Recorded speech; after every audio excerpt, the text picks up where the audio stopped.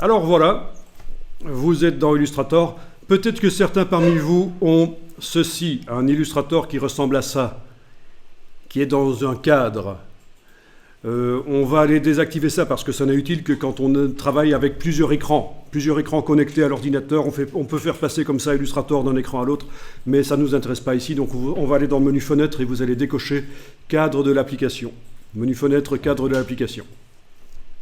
Voilà, comme ça vous êtes en configuration d'Illustrator pour un seul écran.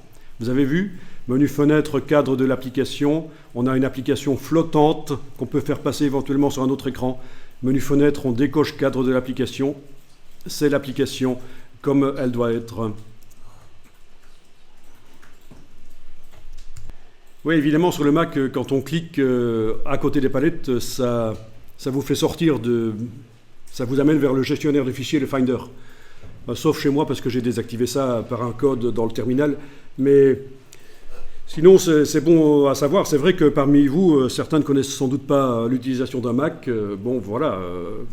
Moi, je peux donner une formation avec des PC aussi, mais il se trouve qu'on est ici sur des Mac. Donc voilà. Pour passer d'une application à l'autre sur un Mac, c'est la touche CMD, la touche commande, vous la gardez enfoncée, vous avez la touche tabulation. Ça vous permet de passer de... Voilà, vous avez ça sur Windows aussi, ce genre de choses, pour passer d'une application à l'autre. Commande tabulation permet de passer d'une application à l'autre. Alors voilà, on va faire un nouveau document Illustrator. Fichier nouveau. Ah tiens, j'ai la boîte ancienne. Oui, parce que j'ai précédemment réglé mon Illustrator pour qu'il montre la boîte ancienne de création de nouveaux documents. Vous avez tous une boîte différente de la mienne, je suppose, quand vous faites fichier nouveau dans Illustrator. Oui. Bon, ben, vous savez ce que je vais faire. Je vais remettre la nouvelle manière de créer les documents dans Illustrator. Donc, je vais aller le faire ici, dans les préférences générales.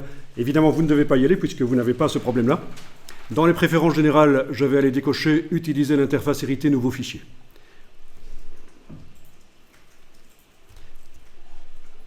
Voilà, quand je fais fichier nouveau, j'ai la nouvelle manière de créer des documents Illustrator, une boîte plus grande avec une manière différente de présenter les choses.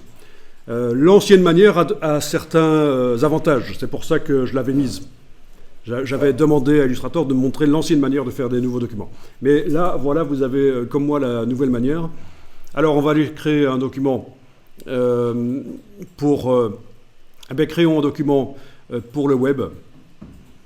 Voilà, comme ça, vous allez déterminer en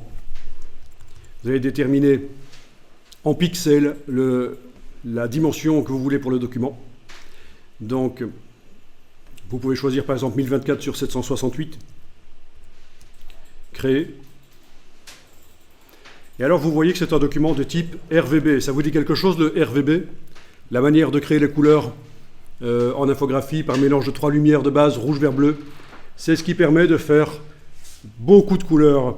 Évidemment, pas toutes les couleurs visibles par l'œil humain, mais un bon nombre de couleurs visibles par l'œil humain. L'œil humain on peut les créer dans un document de type RVB.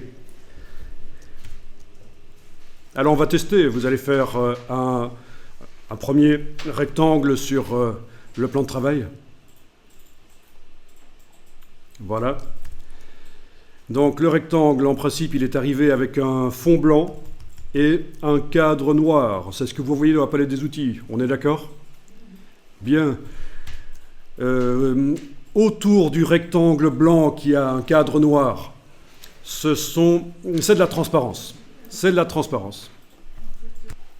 Alors, on peut le voir, parce qu'on croirait que c'est du blanc, mais en réalité, autour des éléments Illustrator, c'est de la transparence. Donc, vous allez dans le menu Affichage et vous demandez Afficher le damier de transparence. Affichage, afficher le damier de transparence. Et là, vous voyez, dans les logiciels Adobe, la transparence, c'est symbolisé par un damier comme ça, gris et blanc. Vous voyez qu'on a réellement un rectangle blanc entouré de transparence. Bon, comme ça fait un peu mal aux yeux, on va enlever ce damier, menu affichage, masquer le damier de transparence. Il est possible de le modifier pour qu'il soit un peu plus agréable visuellement. Ça se fait dans les paramètres fichiers, format de document. On peut aller modifier la taille des carrés de transparence, la couleur pour la transparence. Bon, on ne va pas le faire ici. Alors, on va gérer l'épaisseur du contour. Alors, il est possible que vous ayez déjà la barre contrôle. Chez moi, apparemment, elle n'y est pas. Est-ce que vous voyez plus que chez moi dans le haut de l'écran. Est-ce que vous voyez plein de petits réglages? Oui, je vois que vous le voyez déjà. Donc, je vais le faire apparaître. Menu fenêtre, contrôle. Menu fenêtre, contrôle. Et en fonction de ce qu'on est en train de faire dans le document, il y a des choses différentes qui vont apparaître dans cette barre. Et notamment ici, vous trouvez un truc intéressant, c'est modifier l'épaisseur du contour. Voilà. Alors, on clique évidemment là-dessus. On peut aussi taper quelque chose, sélectionner et taper quelque chose. Par exemple, je tape 20, touche tabulation sur le clavier pour valider. Toujours dans les logiciels Adobe, touche tabulation pour valider. Je tape 30, touche tabulation. Je joue avec les petites flèches. Vous arrivez à modifier l'épaisseur? Super. Avec la touche majuscule, ça va de 10 en 10 directement.